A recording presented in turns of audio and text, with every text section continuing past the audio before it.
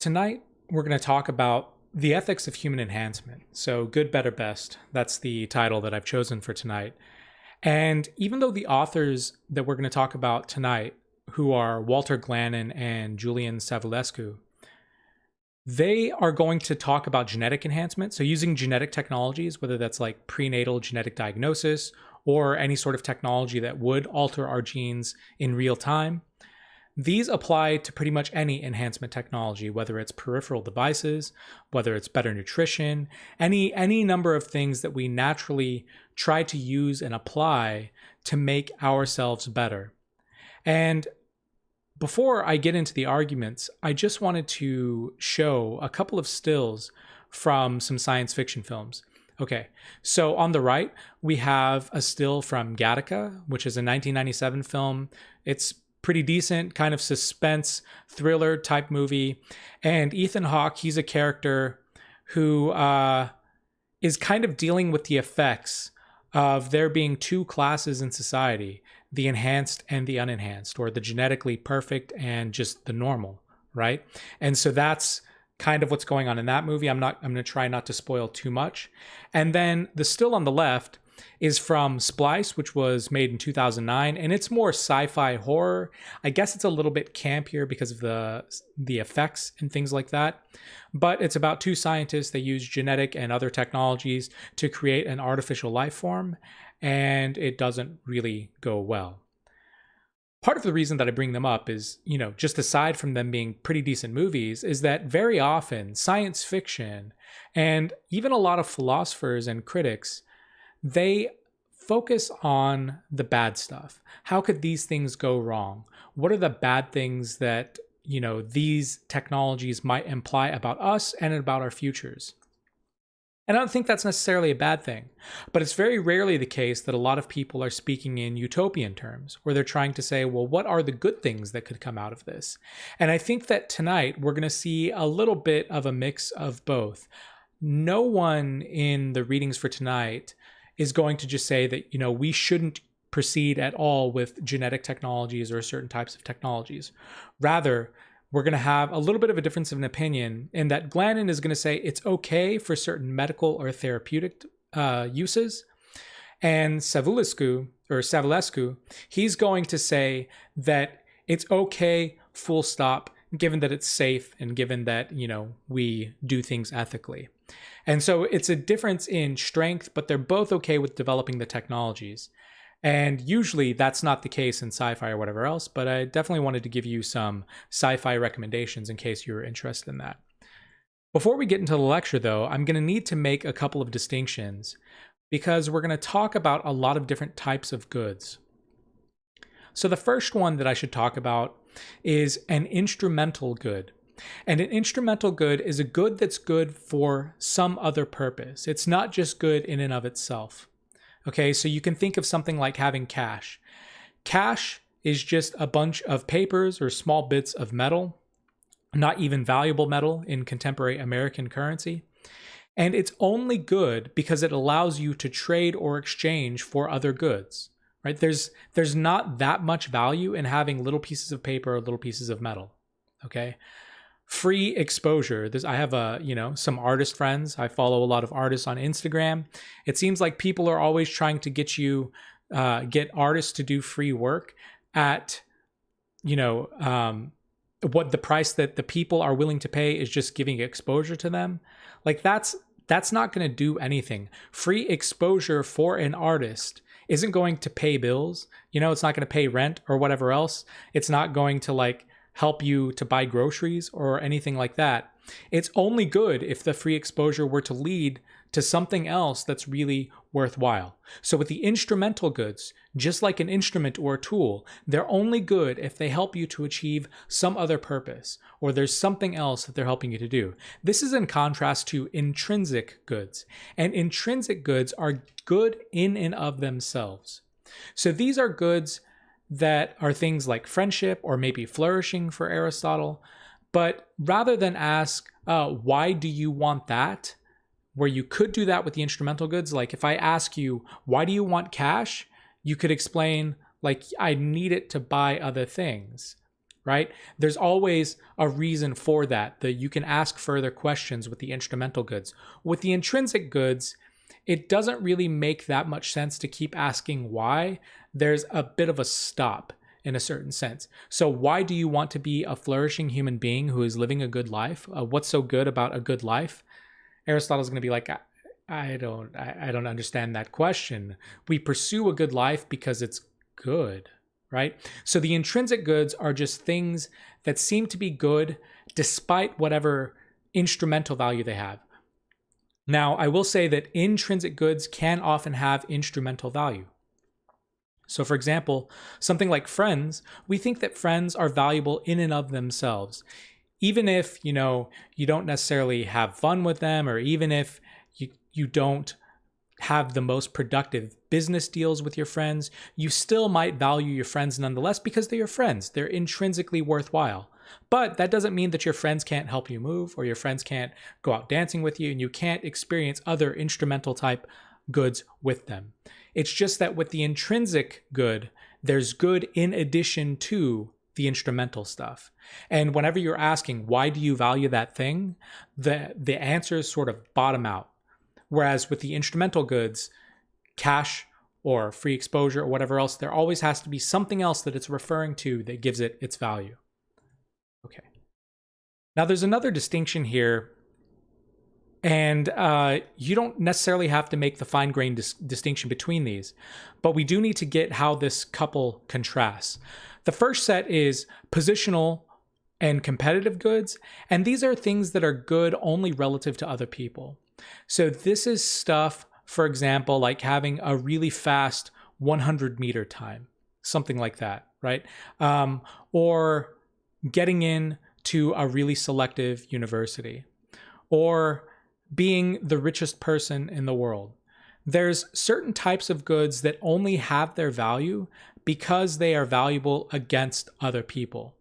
This is in contrast to non-positional or all-purpose goods, and they aren't exactly the same thing, but all you need to know for the sake of this lecture is that these are things that are good without reference to others. So for example, if you are a very empathic person and you're able to understand other people, that is an example of a good that isn't positional or competitive. It doesn't make any sense to try to compete as far as who is the most empathetic. But it is a good thing, right? You're going to be able to understand people. You're going to be able to be a little bit more socially intelligent. You're going to be able to do certain things. So it's a good thing. It's just not competitive, and it's not positional in that it's ranking you with other people. All right. The last thing that I want to talk about, and this will just come out in the issues that we're talking about, I'm not going to focus too much on it, is this idea of moral luck. And moral luck is basically whenever stuff that's outside of our control affects the ethical or the moral quality of our lives. And in particular, we're talking about a subtype of moral luck tonight called constitutive moral luck. And constitutive moral luck, if you think of the word constitute as in to make up, it's about our character, our capacities, our temperament, our genetics, the stuff that affects who we are and how we behave, but it's nothing that's really in our control, at least not at some sort of fundamental level. I didn't choose my genetics. I definitely didn't choose my temperament. I didn't choose kind of my capacities. Now I can work to enhance those. I can discipline myself in certain ways. I can practice and do all of these types of things. But whether or not I had just a natural disposition to be kind of mellow and even-keeled, that's just something that I was born with. Now, training or whatever else can help me to enhance that, like I was saying. But we all have different personalities. We all have different capacities, different temperaments, and we have different genetics. And the idea with moral luck is that those things can deeply impact the quality of our lives. If I had a really, really bad temper, like let's say that there was some sort of problem with my amygdala or something like that, that would affect how well I could live my life. I would basically, fly off the handle for really bad things. Maybe it would lead to costing my job or leading to embarrassing things, kind of like Andy Bernard in The Office. Those elements that are outside of our control and that are about us and who we are, that's an element of constitutive moral luck. And to a certain extent, this is what genetic enhancement and technologies are trying to change for people. We used to think that it's outside of our control. And if it's outside of our control, it's an element of moral luck. But with technologies becoming better, maybe it's something that will become part of the things that are in our control. Okay, so I want to talk about Walter Glannon, and in particular, this excerpt that's called Genetic Enhancement. Now, this is from a much larger project, a book called Genes and Future People. But I think that the excerpt gives the basic argument that he's going to give in his work anyway. And his thesis is basically that genetic therapy, so stuff that a doctor might use, that is perfectly morally permissible, right? You are allowed to use genetic technologies to improve your well-being if it's basically bringing you to a certain baseline. But genetic enhancement, taking you above and beyond the threshold or the baseline, that is not okay. So he's going to say genetic therapy, perfectly okay. You are permitted to use that sort of technology. Genetic enhancement, not okay. And so this is going to be the key distinction for him, the distinction between therapy and enhancement. So therapy is basically something that treats a disease or restores function to baseline. And it ensures basic goods that help to meet the baseline. So again, he's not talking about competitive goods. So these are the things that are only good relative to other people. So for example, good looks is kind of one of these things. If we all look the same, it really wouldn't matter, right?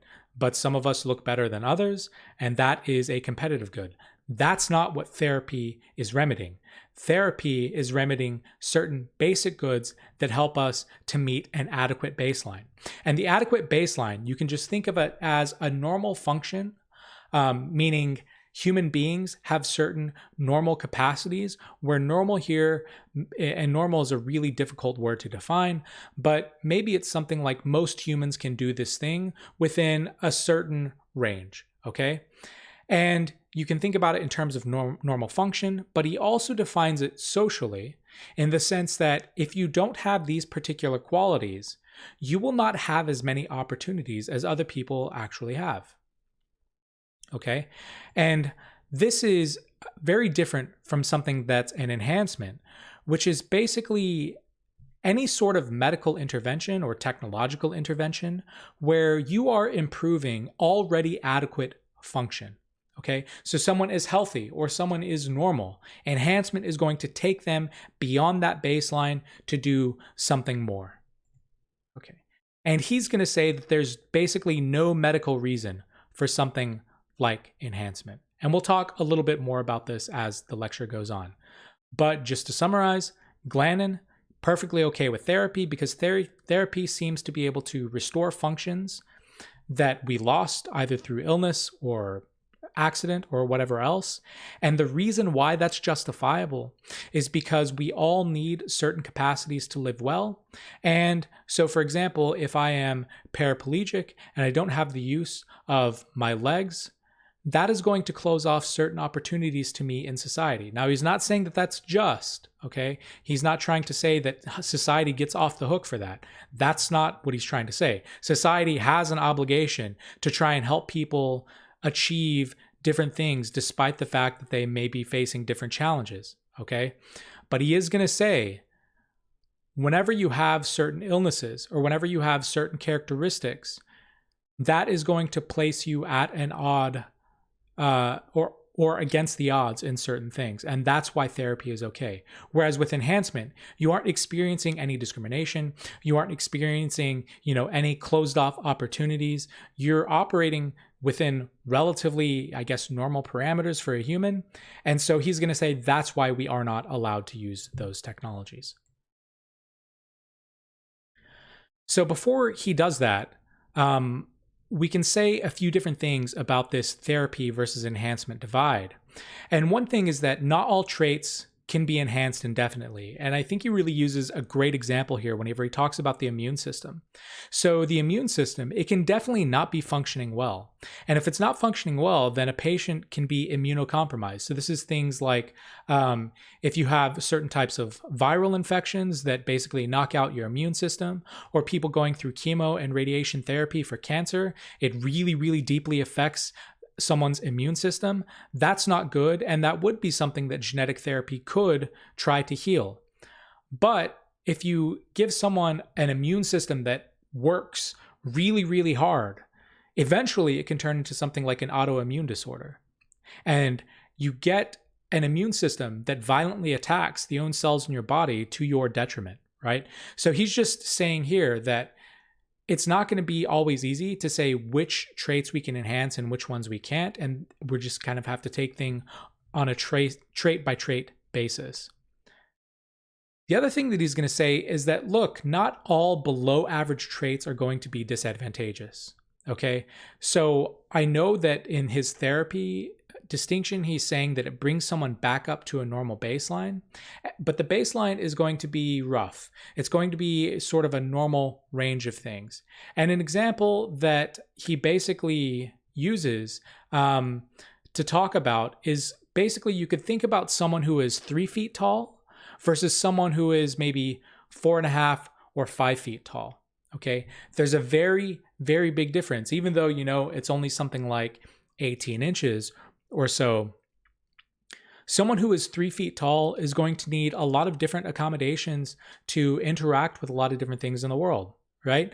Things are going to be too high. They're going to need step ladders. Maybe they'll need some way to rest more often than other people. Whereas, so I'm a towering 5'5" or 5'6". I am short, especially by American standards, but I don't really require any accommodation for my height. So even though technically my height is abnormal, it isn't something that needs to be accommodated via therapy, right? I'm still kind of within a normal range. I guess that's kind of what he's trying to say.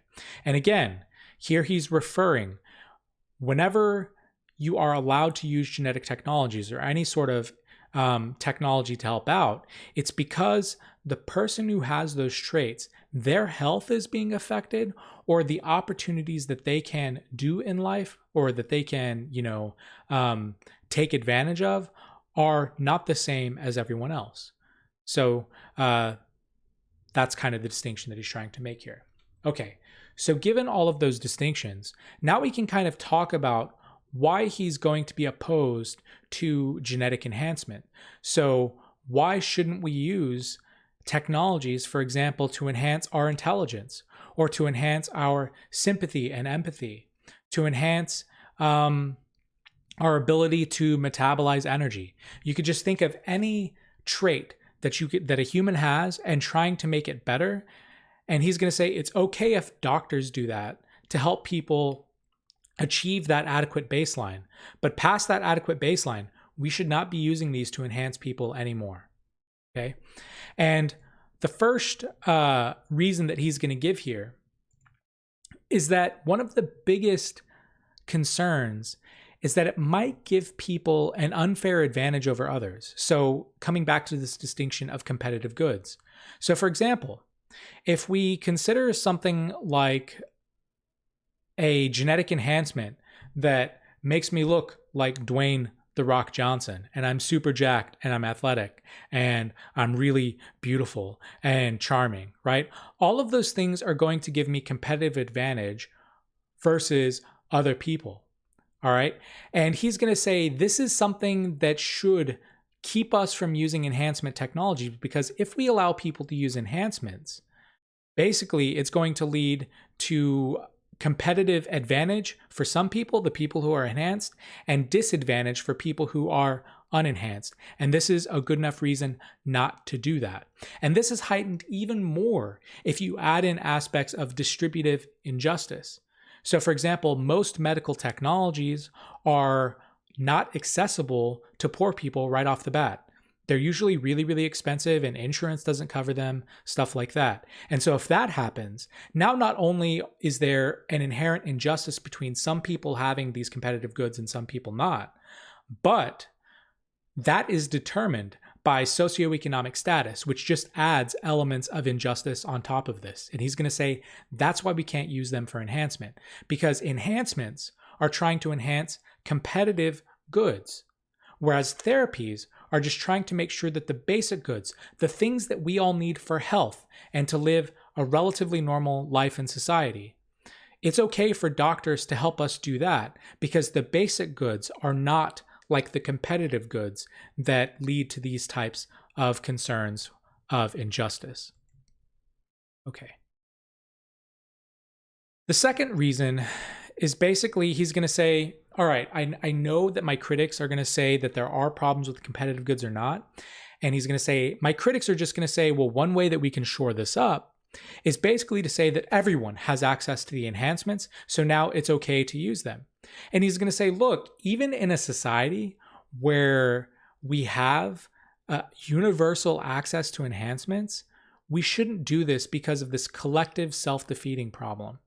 And here he's concerned about what would happen if everyone did this thing, and in particular, if something had unintended consequences. So for example, he considers, well, what about if we decide as a society to just allow all of our children past a certain generation to be cognitively enhanced so they can think well, they can process more information more quickly, more efficiently, etc. But what if it has unintended consequences? Okay. Now, Savulescu, he's going to have an answer to this, but I'll just earmark this, and he's going to say the unintended consequences kind of self-defeat the enhancements. They lead to bad character traits or bad traits that could happen as a result of our trying to enhance people, and that ends up basically defeating the premise, right? If we're trying to enhance people, but it turns out that the enhancements have really bad consequences, it turns out the enhancements weren't really enhancements, so they're self-defeating. The next one is basically the idea that let's assume that society has everyone at baseline, okay? So everyone has access to genetic therapy that makes them relatively normal. Everyone has the basic goods to live a healthy life, and they can face all of the opportunities, or they can, take advantage of all the opportunities that a normal human life would. Now it seems that anything above that is bonus, and we really shouldn't regulate what's going on, anything that's beyond bonus. Glannon is going to say that doesn't really make sense. If we keep using enhancement technologies, even in a society where everyone actually has all of the basic goods and everyone actually can live a pretty good life, right? So we're assuming a perfectly just world in a lot of ways, but then a lot of people get enhanced on top of that. He's going to say it's going to erode our belief in equality. And equality is really important for social justice and self-respect. So arguments 2 and 3, I don't really get. They seem really speculative, and so I get them. I'm able to explain them. Hopefully, I'm explaining them well. But we will get to basically replies to these, and I'm just trying to lay them out as quickly as possible.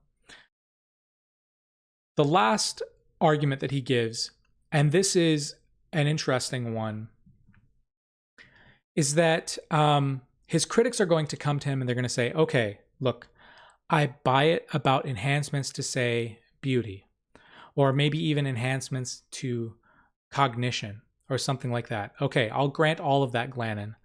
But what about stuff like altruism or generosity or compassion, right? Traits, this is called moral enhancement now, traits that it seems like the world would be much better off if people were interested in more than themselves and really wanted to be very, very cooperative, right? And he's going to say, look, even if we possess the genetic technology to enhance someone's altruism or someone's compassion to be able to understand and help other people, I don't think we should do that. Why? It undermines these people's autonomy. Okay? So he's going to say, and this is a quote, given the importance of autonomy, it would be preferable to have fewer virtuous dispositions that we can identify with as our own than to have more virtuous dispositions implanted in us through genetic enhancement. These would threaten to undermine our moral agency because they would derive from an external source. So basically what he's saying here is, past the point, whenever technology is starting to enhance really important things that involve our moral agency. So for example, if we genetically enhanced my height, that doesn't really have that deep of psychological effects, right? I could still be roughly the same person, just maybe 6 inches taller or whatever else it is. But as soon as we start to tinker with my ability to be more altruistic or to be more generous or to be more compassionate, it seems as though we're altering things in our personalities that maybe are changing fundamentally who we are. And we're not doing that. It's not like I'm working very hard, going to therapy, doing daily journaling, trying to volunteer more, doing stuff that is acceptable ways of changing my behavior. Rather, this is done by a genetic technology. He's going to say, there's something about using the medical technology that undermines our autonomy. And since that's a basis for morality, we really shouldn't be doing that sort of thing. Okay, so Glannon, roughly again, genetic therapy is perfectly okay because it returns us to a baseline. And why we want to get to that baseline is to ensure that we are healthy and to ensure that we have, normal opportunities that most people have. But once we're at that baseline, we are in no way justified to use the same types of technologies to go above and beyond. We shouldn't do that with competitive goods, right? Because it leads to injustice. And we shouldn't even do that with really good moral goods, things like altruism, generosity, etc., because it starts to undermine our autonomy. So he's trying to make a distinction that is fairly subtle in the sense that he's okay with the use of genetic technologies, but it's only okay if it's helping to return someone to a baseline. It is not okay if it takes them beyond. This brings us to our second author, and he has, TED Talks, he has lectures and stuff on YouTube. He's super, super prolific. So you can find lots of stuff on this. But this is Julian Savulescu, and he is basically going to say something much stronger than the last author. And it's that we have, as human beings, a moral obligation to enhance ourselves and our children. Okay? It's not morally impermissible, right? And it's not even just morally permissible in that we could do it. He's saying we should do it. There is something morally wrong with us if we are not enhancing ourselves and not enhancing our children, even with something like genetic technology. Okay, so I'm going to give you the 3 main reasons that he gives for this, and then we'll get into objections and replies because that's kind of the longest part of the paper. But the first thing is that he's going to say, look, it's just wrong not to help our children. If we don't, we're lazy or we're neglectful or something similar to that, okay? And so he gives a few different thought experiments. So here's thought experiment number 1, and I'm adding in some details, I'm giving names, and I'm changing a few things, but roughly this is the kind of argument that he's trying to make. So consider someone like the Martin family. And the Martin family has a child with an IQ of 200, right? So really, really high IQ. But to sustain it, the child needs to have a, quote, simple, readily available, cheap dietary supplement. So they need to eat something special, but it's pretty simple to prepare. It's cheap. You can find it everywhere, right? But the Martins neglect to give this to their child, and so the child regresses to average intelligence. Okay. What Savulescu is going to say about that is that the parents are neglectful there, right? They are doing something wrong to that child just by not getting it something simple that could have maintained the child's really fantastic IQ, right? Similarly, he says, consider another family. So consider a Smith family. They have a child with basically an IQ of 100. So, in the middle. They're all right. Not super smart, but they're not dumb. but it could be raised to an IQ of 200 with the same sort of simple, cheap, accessible dietary supplement. But the Martins are really unbothered and too lazy to give this to their child, so the child doesn't achieve high intelligence. They don't do as much as they could in their life, right? Again, he's going to say, this is messed up. You literally had the financial means. It's easy to access. You could do all of these things to help your child. And intelligence helps a lot. I mean, like, if you are intelligent, you can solve lots of problems. You can excel in many different programs. You can understand people. Yeah, it's a really fantastic trait to have. And he's going to say, you just being unbothered and too lazy to do this, you are outright wronging your child by not giving them good opportunities, right? And he's going to basically say, look, and this is kind of the important point of these thought experiments. The simple nutritional supplement is no different than any other biological intervention, because parents ought to bring about the best state of affairs for their children. Okay? So there are exceptions. An exception could be basically like if your child has some sort of special or optimal feature of their psychology that can't be altered so readily, he's going to say, yeah, that's fine, right? That's not what I'm talking about. But I'm saying, just in the same ways that we think that it's right to provide this simple, accessible, nutritional supplement to help that child out, I think that we should use any biological technology to bring that about for our children to ensure the best state of affairs. We have an obligation to do the best things for our children, and if we don't, we are doing something wrong. Okay, that's argument number one. Argument number two is that basically we already enhance a lot of different things to help ourselves and our children. And it's not just that these enhancements kind of enhance the environment or whatever else. They also have really deep physiological effects, including genetic changes. Okay. And he's going to say that genetic enhancement, so using technologies, whether it's through, the prenatal genetic diagnosis or whether it's through future technologies that can alter our genome, he's going to say that's no different than what we already do. Okay. So we put children, for example, in really stimulating environments, and we train them by going to school and getting tutors or lessons for certain things. We give them nutritious diets. We try to make sure that their lives are relatively good and unaware of the really bad, stressful, and traumatic things that often happen in human life. And he's going to say all of those things are right, and you're a good parent if you're doing those things for your child.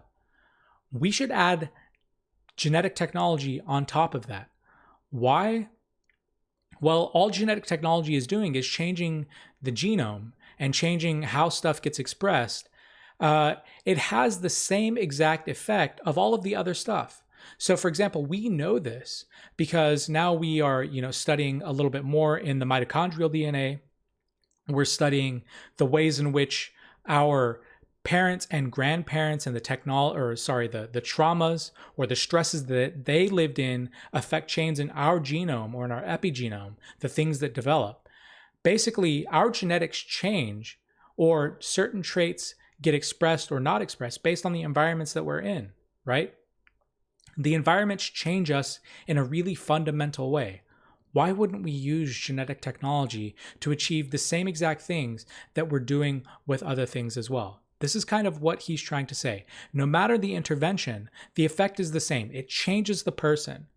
So how can you differentiate, he's going to say, between genetic intervention and the interventions that we already accept? If something like my environment being something that stimulates me, or really good training, or making sure that I'm not stressed out leads to genetic changes in me, what's the difference in all of that stuff that we're doing to interfere in my life, more or less, to make sure that I'm a good person, and using some sort of genetic technology?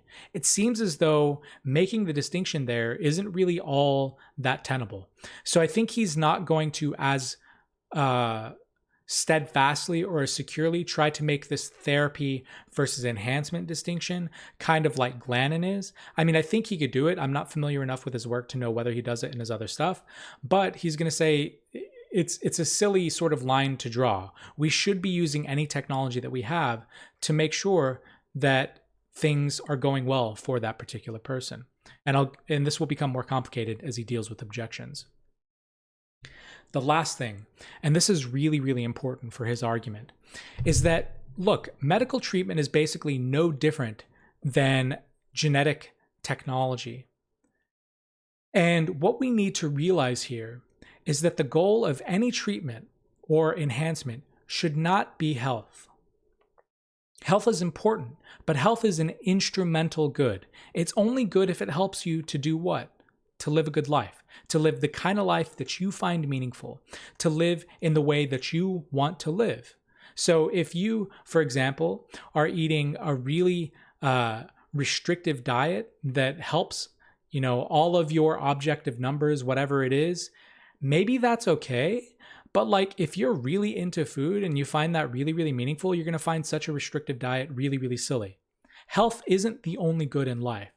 It's only good insofar as it helps us to do other things. So, for example, we are very often willing to trade off certain elements of health in order to experience other goods. Athletes are willing to experience things like arthritis, right? Or pain, or whatever else it is, fatigue from training really, really hard. But it's because they like playing their sport. Same with dancers, gymnasts, whatever else it is. Or someone like a chef. A chef, sure, isn't going to have potentially as good of a body fat percentage, and maybe they are going to have to take extra supplements to keep their cholesterol in check. But they also find the art of food and the rituals of sharing that with a lot of other people artistic and really important, right?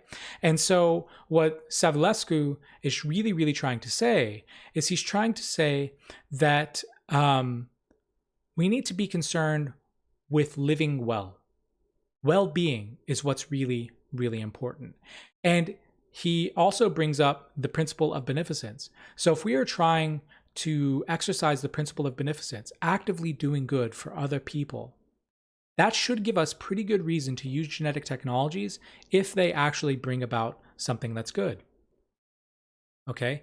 And so he's going to say that, this isn't limited to a certain set of characteristics. But if we're having a hard time thinking about this, there's a lot of different ways in which we can draw illustrations. So there's studies like the famous marshmallow test, whether or not that shows what they think it shows. Something like impulse control really does affect our lives. If you can control your impulses, or if you can experience delayed gratification, you can do a lot of things. So PhD or grad school, going through med school or law school, or getting some sort of certificate in plumbing and doing all of the apprenticeships that sort of thing requires. It takes a lot of hard work to do that. If you can't control your impulses, you can't do that, right? Or we can think about other psychological traits, anger problems, or shyness. These types of things would really, really impact your life in a bad way. Why wouldn't we use genetic technology to take these kinds of traits away? Right? If you have really, really severe social anxiety, such that it's really hard for you to talk with anyone, there goes school interviews, job interviews, any number of things. Why wouldn't we use a genetic technology to change that sort of thing? And even if we don't focus on negative things, what about things like intelligence or memory or self-discipline, patience, empathy, sense of humor, optimism, sunny temperament? These are all-purpose goods, right? He's going to say, given that well-being is really important, why wouldn't we use technology? If it can, in fact, give us these good traits, we should be trying to do that, okay? Now, this is going to get more complicated, but those are the basic arguments that he's going to give. Before I move on to the objections, I want to emphasize this one thing, and this is really, really important. So in order to differentiate himself from the bad eugenics movements in the 19th and 20th centuries, right? So the Nazis, everyone knows about. But these were kind of started by Francis Galton in the UK and Charles Davenport in the United States. There were many, many other players, right? But they were eugenicists. They were trying to control the ways in which humans breeded with each other, to try and make sure that the best of the best only breeded with each other, to try and create superior human groups, right? The Nazis took inspiration from British and American scientists. They didn't just make this up, they took inspiration from some of our best minds at institutions or people who had been educated at places like Harvard, by the way. And they added forced sterilization and systematic extermination of certain populations of people. Those types of eugenics movements are not good. They're really awful. It kind of goes without saying, but I want to be very, very explicit about this. Savulescu says that he is not a eugenicist in that way because fundamentally, this has to be voluntary, meaning you can't coerce people. You can give them information, you can advise them, you can talk with them, give them, have a dialogue with them. You can even persuade them in certain ways, whether it's like a rousing speech or whatever else. But you cannot coerce them. You can't infringe on their liberties and force them to do these types of things. Okay? And even with respect to children, he's going to say certain things we're pretty okay with using genetic technologies. So for example, really debilitating musculoskeletal disorders where the child is going to be in extreme debilitating pain their entire lives, we're okay with not asking the child whether they don't want to be in debilitating pain, right? But he's going to say, even so, if it's at all possible, you should delay the decision into adulthood so that the child can decide for themselves. Okay? Now, parents should generally have the ability to decide for their children, and they shouldn't be coerced, but there are a couple of exceptions. And so this is where his position gets more sophisticated. One is, anytime that there's a safety concern with the intervention, parents shouldn't be allowed to do it. Okay? So he's not going to say that any enhancement technology goes. Only the ones that are relatively safe. How do you know that? Through clinical trials or through whatever normal means that medicine figures these types of things out.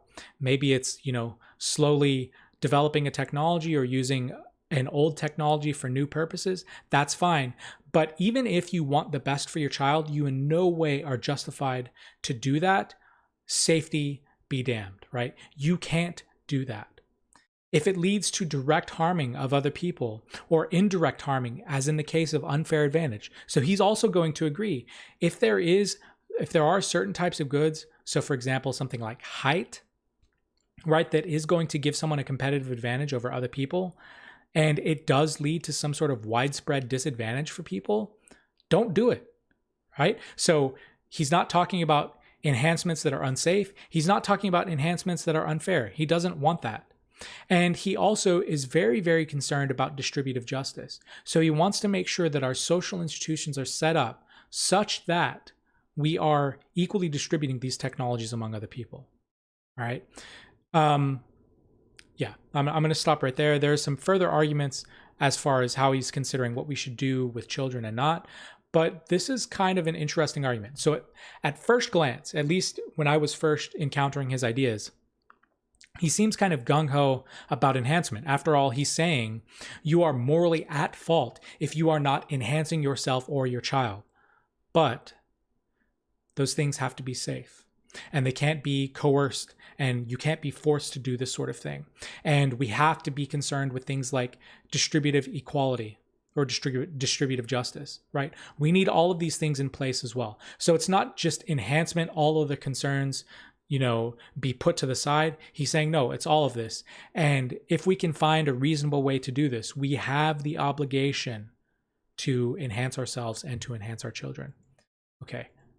So this argument, and I don't know how you're feeling, but many people have knee-jerk negative reactions to this, and there are many, many objections. And so he just kind of goes through about half a dozen of these. And so the first of the 5 objections that he talks about is one that is called the Playing God Objection. And so the objection is basically like, look, we shouldn't interfere with human nature. It shows that we're really arrogant and that we're saying that we understand everything. And there could be, adverse side effects, things that we don't foresee. Bad stuff could happen. A fancy sort of term for this is that genes can be pleiotropic, meaning that modifying a single gene can have lots of different effects in different environments. So for example, maybe there's a gene that corresponds to something like manic depression that we try to modify, but it turns out that in a different context, this is also what helps for creativity. So great, the person isn't manically depressed, but now the person isn't able to exercise any sort of creativity, right? And this objection is basically saying, why do we do any of this? We're playing God. We should not be doing this with genetic technologies. Okay. What he's going to say in response, though, is that, look, we already intervene. Okay? We already screen fetuses for disease. We already give women pain medication in labor. We vaccinate. We treat cancer. We do all of these things to interfere in nature because we want people to live better lives. Genetic technology isn't, in principle, any different from any of those other technologies. He doesn't think that there can be such an easy distinction made between genetic technologies and the other ways that we already intervene. And he's going to say, look, if what you're really concerned with is uncertainty and safety, I agree with you. We absolutely shouldn't intervene until we think that there's enough knowledge. Now, does there need to be certainty? I don't think so. There's never really certainty in medicine. There's, probabilities for the most part. Given that, though, if we don't know what's going to happen, we are not justified in using that enhancement. So he's going to say, yeah, we don't do that, right? We require, maybe, even for genetic technologies, maybe even more than medical technologies, that the safety regulations and the knowledge required to do these things, maybe it's even higher than other stuff, but we should be doing these things anyway. Once we have the knowledge and the power to enhance children safely, we must do that or else we wrong them, right? So he's going to say, in the same sort of way, like if you don't prevent disease or if you don't prevent depression, right? Or if you don't give someone better physical fitness or musical ability or better psychological capacities, like literally, if it didn't cost you any money, we'll think about the best case scenario. It didn't cost you any money. It's really accessible, really easy to do. And you don't give someone more psychological health, musical ability, psychological characteristics to help them cooperate with other people, you are doing something wrong to them by not using that technology. So he knows that someone is going to come back and say, well, what about diversity, right? What about diversity? Isn't it good that there are lots of different types of people in life? And isn't genetic technologies going to homogenize everything, make everything really sterile and the same? And he's going to say, yeah, I kind of understand that, but for the most part, we can, in fact, select individuals who experience less pain and disease, right? If you can make sure that someone doesn't experience as much pain and doesn't have as much disease, why wouldn't you do that? Because when it comes down to it, and this is a really important and a provocative point that he makes, some traits don't deserve preservation. Diversity should not include bad traits. So, uncontrollable aggressiveness, sociopathic personalities, extreme deviousness. Why would we, in the name of diversity or not playing God, why would we want to preserve those traits, right? If there are genetic bases for these and we can modify them, we should make sure that these bad traits do not exist, right? Because it would be absurd, he's going to say we're preserving diversity for someone who is going to be more prone to assault other people physically, sexually, whatever else it is. Diversity or not playing God, that is not good enough a reason to make sure that our society works a little bit better. The second objection that he's going to consider is the genetic discrimination. And so this is similar to the Gattaca line. So this is the movie at the beginning of the presentation. And so the objection is, in using genetic technologies, don't we run the risk of creating two different classes in society? Nancy Kress, she's a sci-fi author, wrote a short story that turned into a novel called Beggars in Spain. Same sort of thing.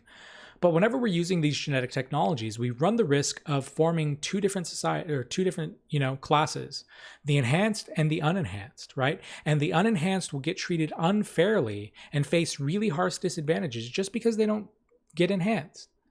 And so he's going to say a few different things that are, he thinks, very good replies to this. I think first he could say, yeah, that's why we need to focus on social institutions and try to fight for social justice. Yeah. Just because you're using enhancement technologies doesn't mean that you stop fighting for social justice, right? We need to focus on social institutions.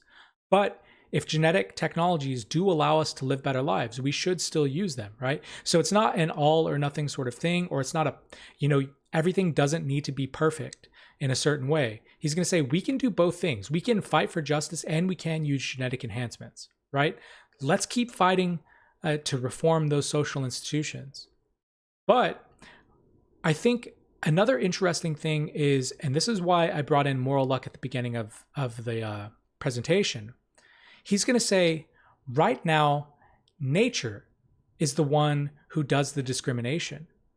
We just let certain people hit the lottery as far as psychological disposition. Certain people are just happy-go-lucky. Other people are depressive, right? Certain people are really physically fit and they can endure pretty much any illness. So I was reading, something about, I think a man who was in his hundreds who had survived the Spanish flu and now the COVID-19 thing, right? That probably is in no small part due to his genetics. Nature helps people, but nature also hurts other people. Now, using genetics actually is more fair. It's fairer to let us decide what we're born with and what traits we can express. It's way less fair to let just nature do this sort of thing. So discrimination, he's going to say, of course that's bad. We need to keep working on the institutions. But we also need to realize that something that was moral luck, it was just in the hands of nature, it could presumably be in our hands very, very soon, and we should take that opportunity. Okay. The third objection, and this is, in a few different authors, I've heard it called the losing the openness to the unbidden, losing mystery in life, right? But this is the idea that if we create so-called perfect children, maybe we lose some mystery in life, okay? The world, again, will be exactly the same. It'll be sterile. We won't really know what to do when things don't go our ways. There's something really strange and pathological about the type of control that we're trying to exert over the universe. Okay?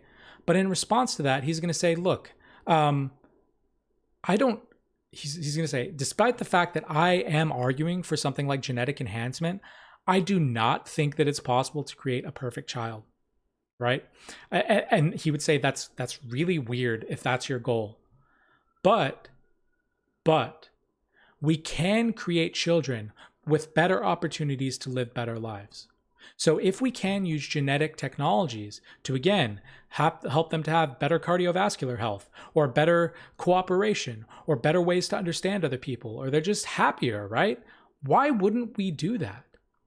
And one thing that he's going to say with respect to these perfect children and no mystery, he's going to say, look, we know from data for parents who are able to, screen for genetic abnormalities and disabilities, that roughly 10% of people who screen for disabilities and find out that their child is going to have Down syndrome choose to have the child with Down syndrome, right?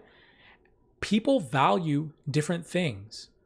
And there won't ever be a perfect convergence where people are going to want exactly the same things, right? So in a lot of ways, this just seems very, very strange.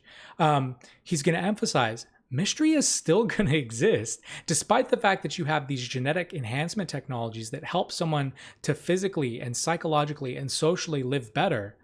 That doesn't mean that personal relationships aren't going to be hard. It's not like suddenly love is going to be really easy to accomplish and I don't have to put any time at all into my friendships and relationships to do things.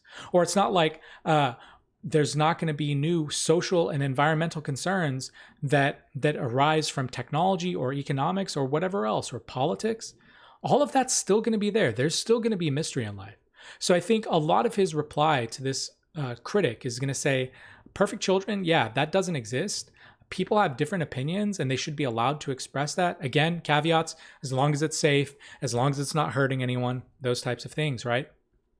And there's still going to be a lot of mystery.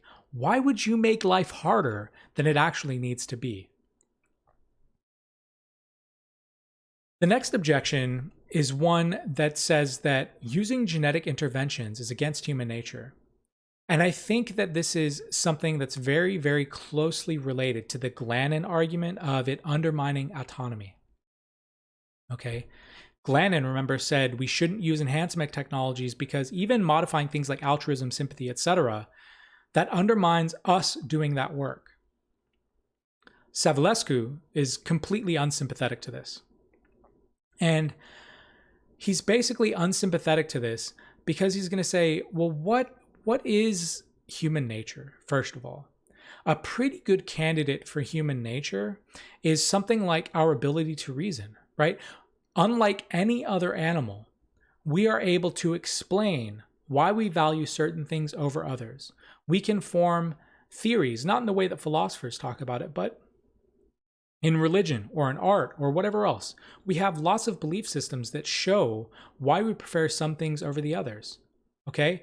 That ability to reason, that ability to make evaluations about the world, what if we use enhancement to enhance our reason? That's not against human nature. In fact, what that looks like is it's exercising our ability to use our reason, and it's expressing our human nature, right? If it leads to better thinking, it's helping us to become more of what we already are. So I think this is a really clever argument that he makes. If we're concerned about going against human nature or concerned about autonomy, he's going to say, I think these technologies, rather than undermining it, are actually enhancing it. They're doing all of the good things. If it's less work to be a good person, right? Why wouldn't you do that? Why wouldn't you want a society full of people who cooperate, even if they have genetic technologies? And again, you can kind of combine this with the perfect child argument. There's going to be mystery in life. It's not like there won't stop being problems or there won't be new problems or whatever else, or you won't have to work. You're going to have to work, right? There's no utopian technology that just suddenly makes everything perfect. Genetic enhancement is just going to be a way of giving us a better shot at living a better life psychologically, physically, socially, morally, all of those things, right? And the last one, and this is another one that's riffing on the Glannon paper, is basically that certain enhancements are going to be self-defeating because of all of the adverse social effects. Okay, so Glannon entertains the idea of something like, what if we modify cognition and it leads to a loss of creativity? That leads to something really bad. But another really famous example in the literature is one of height. And so if a lot of people start selecting for something like height, and we all want to be, 6'4" or 6'8" or whatever else it is, what that ends up meaning is that all the human beings are going to need a lot more energy to sustain themselves. And that means that the environment is going to be a lot more strained to provide all of that food for much bigger and more people. Okay? So there's a way in which these enhancements end up being really bad net for society. Okay, he's going to reply, look, this is true, especially for positional goods, right? The goods that only have value relative to other people. But he's going to say other values or other goods don't really fall into that. So intelligence, he thinks, is one of them. There is a positional element, right? It does benefit you to be more intelligent than another person in a certain way. But intelligent is also a quality that isn't exhausted by that, right? Intelligence can serve you in understanding complex information and understanding other people. It has a lot of value, and we should be enhancing that sort of thing. And he's going to say, if it is the case that anyone trying to propose that we should be able to use these traits and we can see that it's going to have bad social effects, we shouldn't use that enhancement technology on that trait, right? Bad social consequences count against enhancements. So he's not someone who's just like really, I guess, frivolous in the ways that he's using these technologies. He's saying, no, we obviously have to take these things into consideration. It's going to be complicated to make these judgments, but in principle, we shouldn't be making distinctions between certain things, right? We should be trying to live the best life possible. All right. So the ultimate idea here is that not all enhancements are going to be ethical, okay? And he's going to even say other stuff such as height, right? The whole trait that brought this into consideration. Height might be good for a basketball player, but it's not good for a gymnast or a skier or other people. So even these examples that seem really easy in the ethics literature aren't so easy, and it's not at all plausible to think that we would all want our kids to be 6'8", because maybe a lot of us don't want our kids to be only basketball players. And so this is also like one of the things that he puts about children. Enhancements can't close people off to certain types of things in a really big way, right? We have to make sure that the enhancements are rather making sure that people's futures are more open and have a much better shot at living well. All right. So a lot of what he's going to talk about here, and I'm just going to read some aspects here. He's going to say, of course, the idea is that we do need to enhance ourselves and other people. But there's a lot of qualifications here. And so he gives a list toward the end of his article, and I'm just going to read that now. So what is an ethical enhancement? 1, it's in the person's interests. 2, it's reasonably safe. 3, it increases the opportunity to have the best life. 4, it promotes or does not unreasonably restrict the range of possible lives open to that person. 5, it does not harm others directly through excessive costs by making it freely available. 6, it doesn't place that individual at an unfair competitive advantage with respect to others. And he gives the example of mind reading. I mean, I don't know. 7, the person retains significant control or responsibility for her achievements and self, which cannot wholly or directly be attributed to the enhancement. 8, it does not reinforce or increase unjust inequality or discrimination, economic inequality, or racism. And so what about in the case of children? He's going to say all of that plus 3 other things. 1, the intervention cannot be delayed until the child can make its own decision, right? So you're only justified in doing these things for children if you can't delay the decision. 2, the intervention is plausibly in the child's interest. So you can't know exactly what your child wants to do, but you can make a really strong case for why it would be in their interest to do this thing. And 3, the intervention is compatible with the development of autonomy. So again, you're not trying to narrow them into one and only one thing. So for example, maybe you want them to be a champion gymnast and you like shrink their height and you do all of these things that makes it such that they can only really ever be a gymnast. He's going to say that's not okay, right? So all of these characteristics are caveats or qualifications that he starts to put on his paper.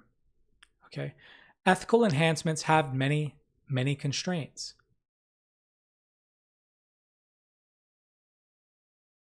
So he's going to conclude his article with basically the idea that, look, we already enhance, okay? We use a lot of pharmacological or substance interventions, okay?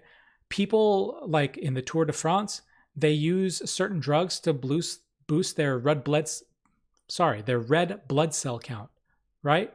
Or steroids and human growth hormone. People use that for strength and recovery. Every day, grad students, doctors, they use stuff like nicotine and Ritalin and caffeine and other stuff for cognition. Or people use Prozac and marijuana and alcohol to modify their moods. Other people use Viagra to enjoy their sex lives, right? All of those we already think are acceptable. But he's going to say it doesn't just stop with drugs. What about the devices that we use, the technology that we use every single day? Think about your cell phone. Your cell phone helps you to access tons of information and to coordinate with lots of other people and communicate. Or airplanes. Airplanes help you to travel well and they help to transport goods. Or in the future, we can easily imagine developments of nanotechnology and AI. We use a lot of devices and technology to influence our lives, right? And so it doesn't really seem as though we can draw a very clear distinction between the genetic enhancements that so many people want to say are immoral or strange, and all of the other enhancements that we already use and find perfectly appropriate. He's going to say one thing that we should do is really start to refocus on living well, on well-being or the good life, right? Because we have two options at this point in history. And one is we start to intervene. Whenever the technology is readily available and just and safe, we can start to prevent diseases and we can enhance someone's ability to have well-being. Or we can choose not to intervene and let people suffer and get diseases and not have as good of a life. Right? And it's very clear which option he's going to choose.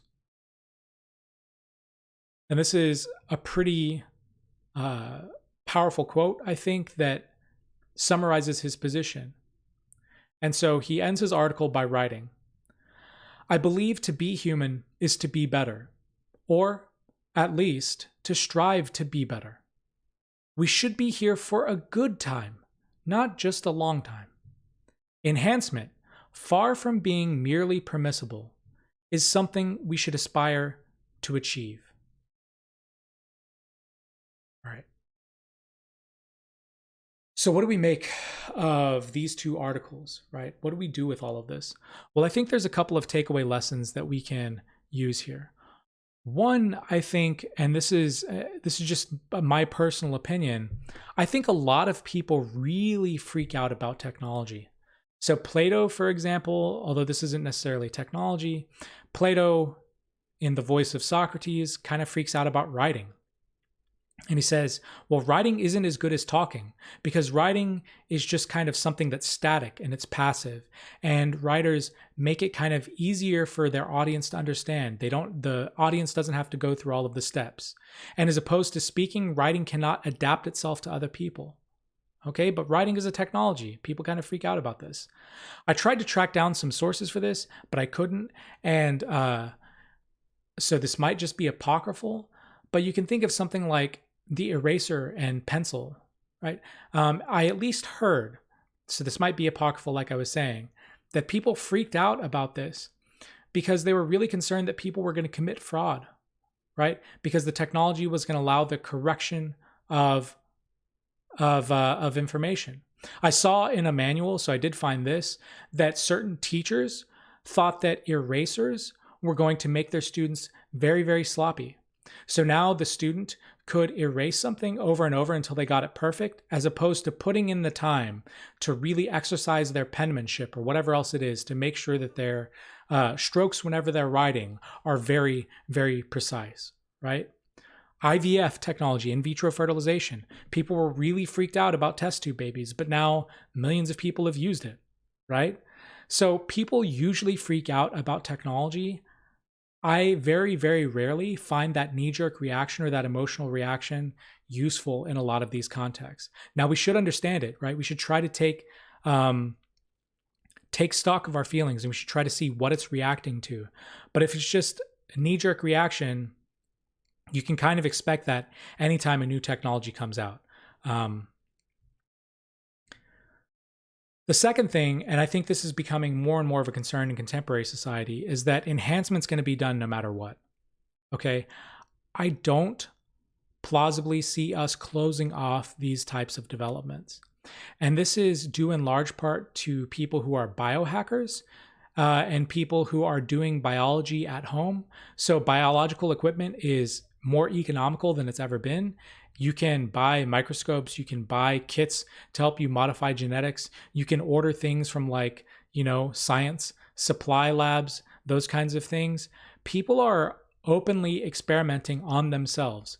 So they don't need, ethical or, legal permission to experiment on themselves. They just kind of do this, right? And so this isn't even bringing in international politics and the ways in which labs or departments of defense kind of compete with each other.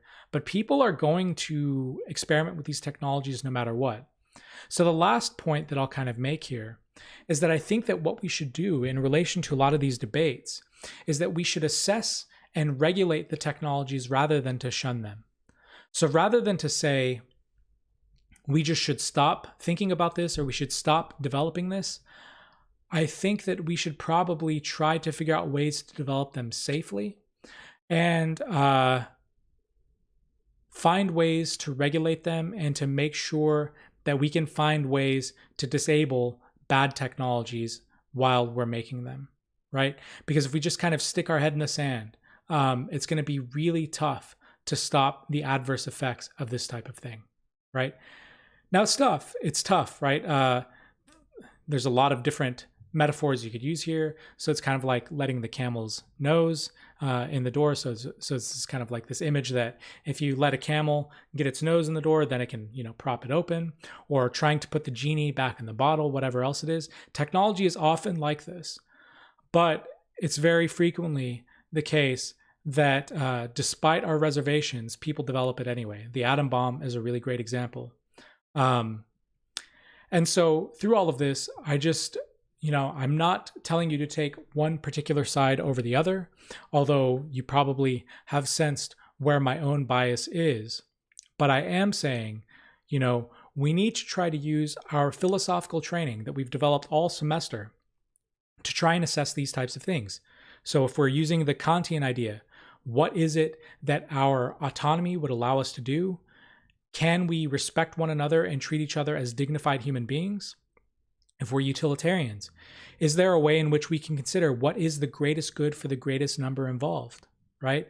If we're trying to decide enhancements or not using enhancements, which one comes out better, right? If we like the virtue ethics route, is this going to impact our abilities to achieve a flourishing life or to develop good characters? Or if we take the care ethics route, how will this affect the relationships that we have with one another, right? How will this affect the dependency relations? How will this affect, empathy and sympathy and these types of things? So use all of those tools that we already have and apply those to new technologies. None of those authors knew about the technological problems that we face now or that we'll face in the future.